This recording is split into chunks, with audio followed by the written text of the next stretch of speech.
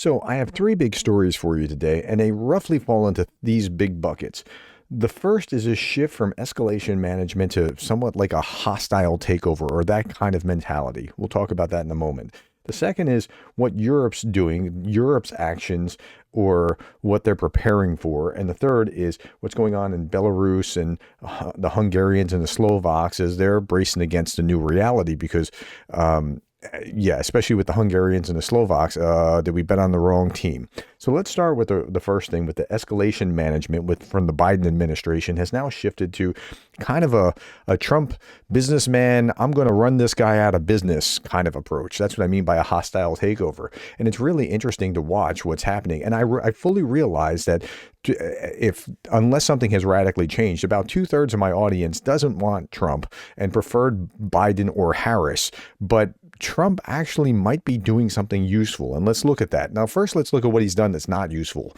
Okay, he's in an interview with Sean Hannity the other day, and he says he shouldn't have done that. We're talking about Zelensky, because we could have made a deal, but Zelensky decided I wanted to fight, and Trump said, and here's part of that.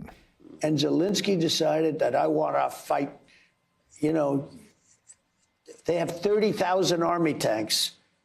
Russia has 30,000 army tanks. Zelensky had none, practically. You don't fight those. Now, then we started pouring equipment, pouring. And they had the bravery to use the equipment. But in the end, that's a war has to be settled. Okay. So, I mean, it's not exactly a, yay, good job, you stood up and fought. But now that we're in this reality, Trump's trying to figure out how he's going to make a deal. And the way that he's going to make a deal, I don't think is going to break well for Russia from everything that we've seen so far. And this isn't me just trying to be optimistic. I'm trying to show you what's going on here.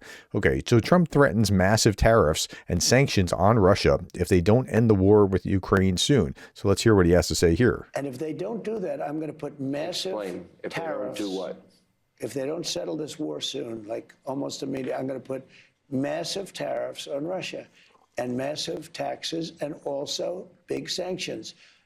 And I don't want to do that. You know, I love the Russian people. They're great people. I don't. Okay. And so that's very reflective of that Truth Social post that he put out saying the same kind of thing. And so he's thinking in terms of not how do I keep from escalating this, but how do I escalate this in order to run him to having to have a decision or make a decision or come to the table. So it's a very different shift from the way that the Biden administration thought. Trump is seeking to coax Putin into peace talks, calls on OPEC to boost output. Why? Because he's trying to cause economic pain to cause Putin to have to go to the table. And here's Trump actually talking about this, and a little preface to this. Trump is demanding Saudi Arabia and OPEC to drop the oil price in order to stop the war in Ukraine. This demand, drying up Russian revenues, is reminiscent of the 1980s, where Saudi Arabia significantly increased oil production, eventually driving down the oil price, contributing to the Soviet Union to economically implode. That is all true. That's very much part of the formula of what caused the Soviet Union to collapse. It wasn't just Afghanistan. It wasn't just the arms race. It was also something along these lines economically. And that's what led to glasnost and perestroika and trying to, where Gorbachev trying to hold it together by giving out these freedoms, and then the countries just kind of wanted to wander away from the Soviet Union. They didn't want to be part of it. This is the second significant demand by Trump within a short amount of time, which directly puts pressure on Putin. Let's hear what he has to say here. And I'm also going to ask Saudi Arabia and OPEC to bring down the cost of oil. You got to bring it down, which frankly, I'm surprised they didn't do before the election. That didn't show a lot of love by them not doing it. I was a little surprised by that. If the price came down, the Russia-Ukraine war would end immediately. Right now, the price is high enough that war will continue. You got to bring down the oil price. You got to end that war. They should have done it long ago. They're very responsible, actually, to a certain extent for what's taking place. Millions of lives are being lost. With oil prices going down, I'll demand that interest rates drop immediately. Okay, we don't need to worry about interest rates and that sort of thing. But right now, so you can see Trump keeps putting this, thinking through economic pressure as opposed to let's not raise the temperature and let's not escalate. Okay, And then so you see stuff like this. Kremlin rejects Trump's idea to end the war with lower oil prices, commenting on U.S. President Donald Trump's recent statement that lower oil prices could help end the war. Peskov categorically rejected the idea. No, this conflict does not depend on oil prices, he said. Peskov emphasized that the reason for the war is the threats to Russia's national security and the unwillingness of the United States and European countries to listen to Moscow's concerns, not economic factors.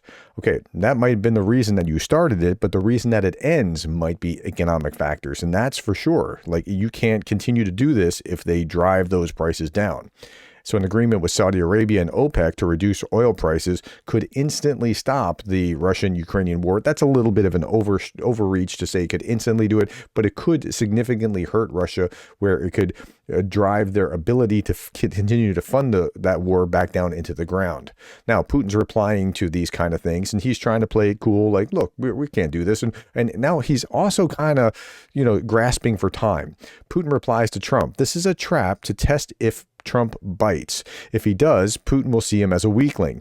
The real play is to discredit Zelensky and drag out negotiations by demanding elections or his removal. Now, this is the former head of the the former minister of the economy in Ukraine saying this. So just listen to what was being said here. So Putin says, but the current head of the regime in Kyiv, when he was still a legitimate head of state, issued a decree banning negotiations. So how can negotiations be conducted if they're forbidden? So that's one way to play for time. Another way, from a legal point of view, these negotiations will be illegitimate, which means that the results of these negotiations can be declared illegitimate. And he said, first of all, Russia has never refused contact with the United States administration. And Putin saying, again, I have always had a strict diplomatic relationship with the current president of the United States, but at the same time, pragmatic and trustful. So you don't want to fall into this trap of him making excuses or, oh, we have a relationship or whatever. Now, Gabrielis Landsbergis, former foreign minister from Lithuania, put this out, and I thought this was really good. President Trump put Putin in a tough spot by issuing an ultimatum. I'm sure that this is not the way that Putin expected things to work, right? Like, if you remember pre-election, if Donald Trump gets in, he's just going to kiss Putin's feet and do whatever Putin wants. Not sure that that's what's going on. Now, Putin has to choose, accept that he fears new sanctions because his economy is a shambles, or prove that his imperialist ambitions will not be limited by these demands. You got two pretty awful choices here. The ultimatum is a step in the right direction, but we must do more, not only sanctions, but also military support and security guarantees. We must put Western might on the Ukrainian side of the scales, and I think that's very, very fair. By the way, if it wants to appear credible, the EU could at least announce support for Trump's sanctions. And I trust that now even Orban will have to agree. And we're going to come back to Orban in a little bit. But this is right. This was not what Putin was expecting, I don't think. Now, Putin's playing it cool. Why are we looking at a picture of wrestling? So while I've been kind of having some downtime because I can't really do much, not feeling all that great, I've been watching documentaries. That's the kind of thing I do. I was watching one on wrestling for some bizarre reason I just thought would be interesting. So in wrestling, they have this concept called kayfabe. Kayfabe means that you hold on to the illusion. Like, the pro wrestling is not actually wrestling. It's kind of like a soap opera for teenage boys who are, hey, he's the bad guy, I'm the good guy, and we're going to fight, and I can't stand him, right? Okay, it says, although coined in the late 20th century, the origin of the story of kayfabe is uncertain. Some believe it's a carny code, like carnival barkers code for be fake. So what they're trying to do is they're trying to make sure that they play that fake role so it looks believable. And I think that's kind of what Putin is doing right now, is he knows that he's bluffing, right? Like, he knows his economy is in bad shape, but he's going to keep playing that role and acting like he's still doing just fine.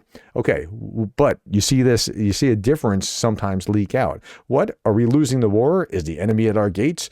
A pro-Kremlin TV host said, suggesting that to Russians that they should not worry about Trump's actions or a sanctions threat. So here is Solioff talking about what Trump wrote. I have already spoken about.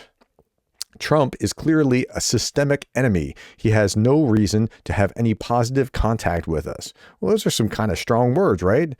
And he says, what is this?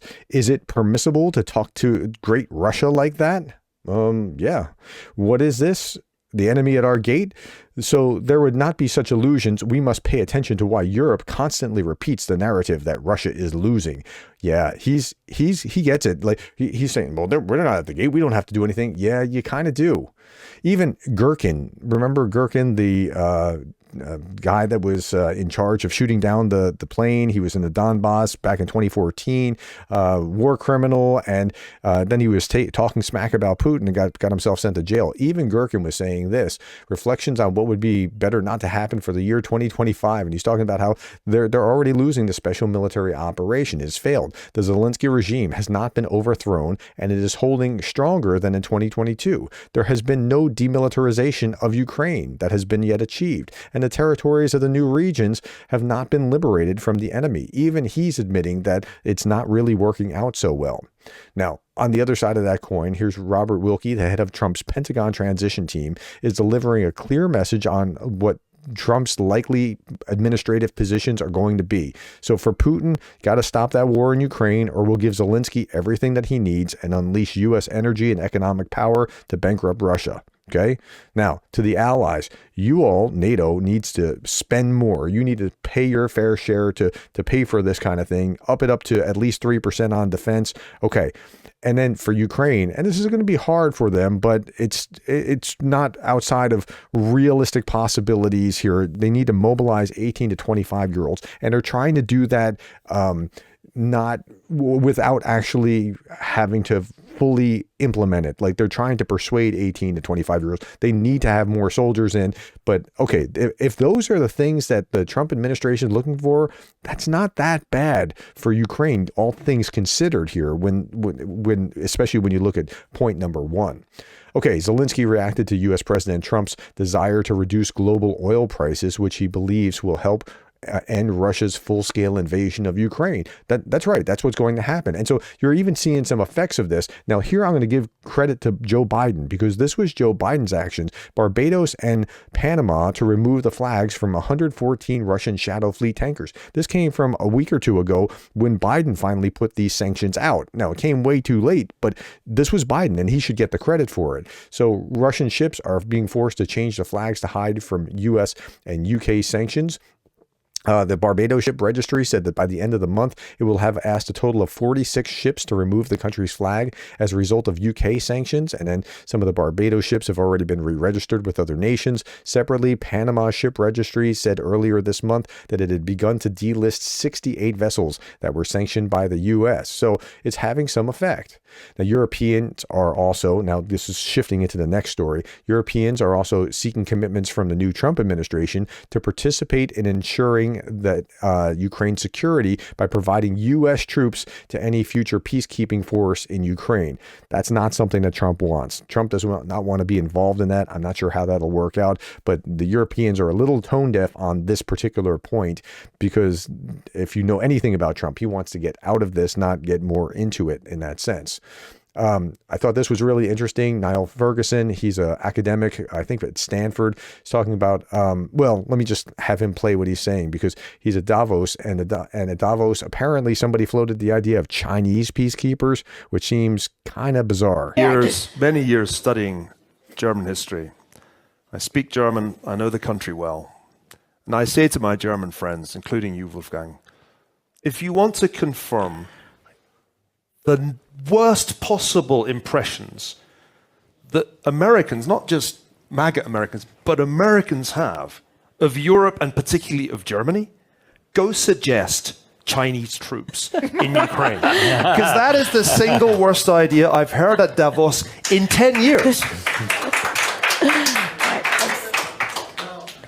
It's really important that Germans understand Zeitenwende has to mean something concrete. It can't mean, oh, Europe's security is everybody's problem but ours. Right. Because and then he says, to mean is that Germans step up and take responsibility for peace in Europe. God knows they caused enough war in the past. But when will they take responsibility for peace in Europe? That's my question. Yeah, and so that's a good question. And so they do need to step up. And to their credit, they've been doing it, but they're doing it a little slowly. I get it. They've been very reluctant to do it after World War I and II. But Yeah. Okay. Here's the former Prime Minister of Lithuania, former member of the European Parliament, former Prime Minister of Lithuania. In 5 years, Russia could be ready to confront NATO. Russia's war economy is operating at full blast. We're far behind. To prevent Russian aggression, to prevent war, we need a big bang in defense spending and production. So when Trump's asking for 3%, they need to be moving that direction anyway, regardless of whether Trump asked for it or not. Okay, let's shift gears again. Belarus. Belarus is about to have a new election, and Lukashenko is, of course, going to be, he's going to win the election hands down easily on Sunday. It is Friday, January 24th. Now, Sunday is the election. Sunday, January 26th, the first round of the presidential elections will take place in Belarus. Essentially, the announcement of a result predetermined by dictator Alexander Lukashenko. And this is one of his opposition, Pavel Latushko, says no one will win. Lukashenko will personally fabricate the results. I bet he wants to have 1% more than Putin got in the Russian elections. Putin received 87.3%. Lukashenko would like to write down 88%. Okay, these guys just don't get it. Like, if you're getting 88% in an election, we know it's rigged because that never happens. Like, look at the percentages in the United States or in any other Western country. Like, if an American president went 60-40, that's a blowout, like crazy blowout. That just, right? But here they're going, no, I'm 87%. No, I'm going to have 88%. You just don't understand. Okay. At any rate, now we have some scrambling. Hungary and Slovakia are refusing to sign an EU draft joint statement on non-recognition of the elections in Belarus. So the EU already knows that this is going to be a sham, and so they're preparing a joint statement. And Hungary and Slovakia, they don't want to sign on. Well, I mean, you've kind of thrown in with Putin, so now you're in kind of a pinch. And Orban is saying that Hungary will only support extending anti-Russia sanctions if Ukraine meets several conditions that, of course, Ukraine can't meet, like resuming Russian gas and halting attacks on Turkish Stream and things along those lines. So he's trying to figure out what to do with this new reality. Okay, last little bit. At the end of the war should be a victory for Trump, not Putin, says Zelensky. Now, even if you don't like Trump, you still want that war to be the outcome that Zelensky and Ukraine should have, even if Trump were to, weirdly enough, even if Trump were to create the peace, like, you still want that outcome anyway. And how do Ukrainians think about this? This is really interesting. Reinforced by U.S. President's recent statements on Russia's spiraling economic sanctions and increased sanctions, spiraling economic situation and increased sanctions, over half of Ukrainians now see Trump's return as positive. Yeah, that's right. 5.5, very good. 11% good. 35.5% fairly good. That's a total of 54.3%. And then the bad side totals down to only 20%. 25% are undecided. So already more than half of the population see Trump's return as a positive thing. Those are Ukrainians. So it's an interesting place to be.